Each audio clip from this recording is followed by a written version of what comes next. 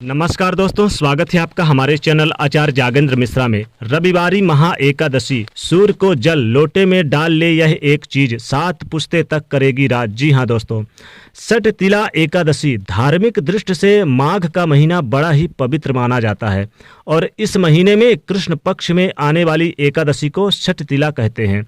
चूँकि ये एकादशी मनुष्य को यानी कि भगवान श्री हरि के निमित्त व्रत जरूर रखना चाहिए, क्योंकि सठ तिला एकादशी चूँकि इस बार 7 फरवरी 2021 को मनाई जाएगी, इसीलिए ये रविवारी एकादशी कहा जाता है इसको, चूँकि रविवार के दिन पड़ रही है और इस दिन रविवार भी है। और शास्त्रों में एकादशी तिथि को सबसे ज़्यादा महत्वपूर्ण तिथि माना जाता है, खासकर भगवान श्री हरि को समर्पित है यह तिथि।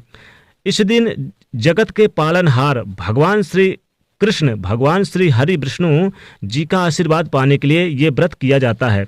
सठ तिला एकादशी, इस बार यह एकादशी प्रारंभ होगी, इसका प्रारंभ समय जो होगा वो होगा 7 फरवरी 2021 के सुबह 6:25 से प्रारंभ हो जाएगा और एकादशी तिथि समाप्त होगी 8 फरवरी को सुबह 4:45 पे।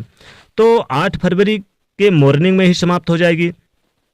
कैसे करें पूजा श्री हरि जी की, कैसे व्रत करें भगवान, और कैसे भगवान सूर्य को जब जल अर्पित करें तो सठ तिला एकादशी के दिन तो उनको पानी यानी कि सूर्य देव को क्या अर्पित करें, और पानी वाले यानी कि 1 लोटा जल में क्या डाल के अर्पित करें सूर्य देव को। दोस्तों, अगर आप चाहते हैं कि एकादशी का व्रत रखें, अगर आप व्रत नहीं भी रखना चाहते तो एक छोटा सा प्रयोग जरूर कीजिएगा। सबसे पहले तो सूर्योदय से पहले उठ जाएं, बिस्तर छोड़ दें। अब इसके बाद सबसे पहले आप उठने के बाद अपने घर के मुख्य दरवाजे को धो दें, पानी से धो दें। इसके बाद झाड़ू लगाइएगा, यानी कि रविवार के दिन पहले आप पानी से धो लिया करें और एकादशी है तो विशेष शुभ संयोग है तो पहले पानी से धोएं, इसके बाद ही झाड़ू लगाइएगा, ध्यान रखिएगा। अब इसके बाद रविवार के दिन सठ तिला एकादशी है तो शत्रु विरोधी इससे क्या होगा, मुक्ति पाने के लिए ये विशेष प्रयोग है। जब आप पहले पानी से धोएंगे दरवाजे को और उसके बाद झाड़ू लगाएंगे तो शत्रु विरोधी जो परेशानियां हैं उससे मुक्ति पाएंगे आप। ये बहुत ही खास प्रयोग है आपके लिए। इसके बाद आपको इस दिन नहाने के पानी में 1 चुटकी तिल डालकर नहाना चाहिए, क्योंकि सठ तिला एकादशी के दिन तिल का बड़ा महत्व है।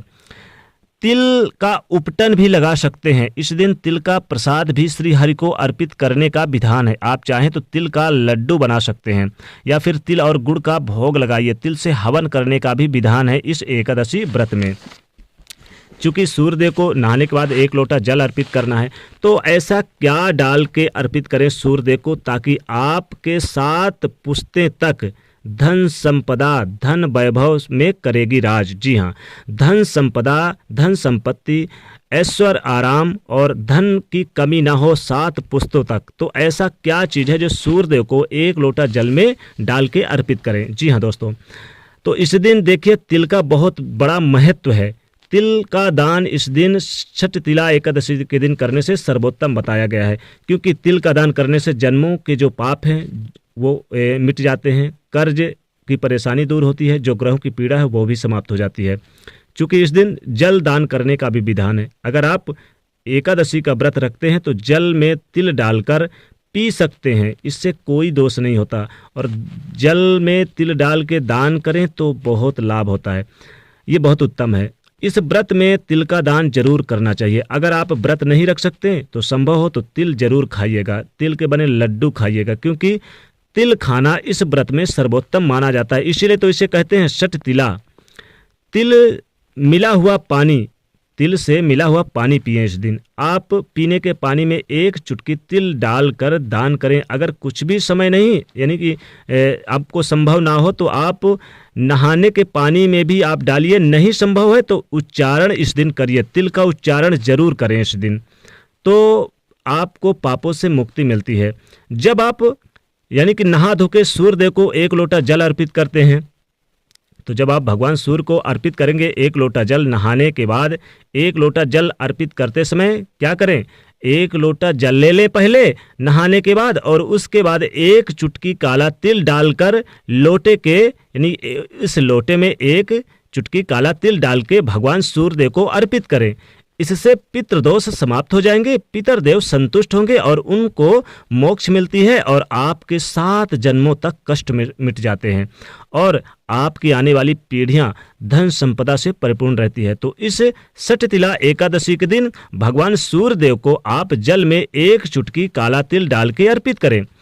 चूंकि रविवार है, एकादशी है, तो आप 1 चुटकी हल्दी भी डाल के आप अर्पित करेंगे सूर्यदेव को तो बहुत लाभ होगा। लेकिन खासकर सूर्यदेव को आप जब 1 लोटा जल अर्पित करेंगे तो काला तिल जरूर डाल के अर्पित करें। इससे आपके जन्म जन्म के पाप मिटेंगे और आने वाली पीढ़ियां धन संपदा से परिपूर्ण रहेगी और आपके पास किसी प्रकार की कोई कमी नहीं होगी और गरीबी भूल जाएगी घर का रास्ता। जी हाँ दोस्तों, चूंकि ये एकादशी तिथि है इसलिए आप 1 चुटकी हल्दी डालकर भी अगर सूर्यदेव को करें या 1 चुटकी हल्दी डाल के नहाएं तो बहुत लाभ होता है।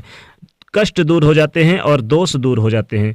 क्या होता है, कई बार पितृदोष के कारण संतान प्राप्ति में बाधाएं आती है तो वह समाप्त हो जाएगा और आपको संतान प्राप्ति की यानी कि संतान की प्राप्ति होगी और आपका गुरु ग्रह भी मजबूत होगा। चूँकि सठतिला एकादशी के दिन खासकर तिल का दान करना चाहिए, बहुत महत्व है। तिल अर्पित करना चाहिए, तिल का दान करना चाहिए, तिल के यानी कि नहाने के पानी में तिल डालना चाहिए। इसलिए इस दिन तिल का विशेष प्रयोग है। श्री हरि के पूजा में इस दिन श्री हरि के पूजा में आप चावल का प्रयोग ना करें। इस दिन चावल बिल्कुल मत खाइएगा, बनवाइए ही नहीं घर में। और हल्दी की गांठ आप चढ़ाइए श्री हरि को इस दिन तो बहुत लाभ होता है। खासकर तिल से बनी खिचड़ी का भोग लगाइए, काली उड़द भी चढ़ा सकते हैं तो बहुत लाभ होता है।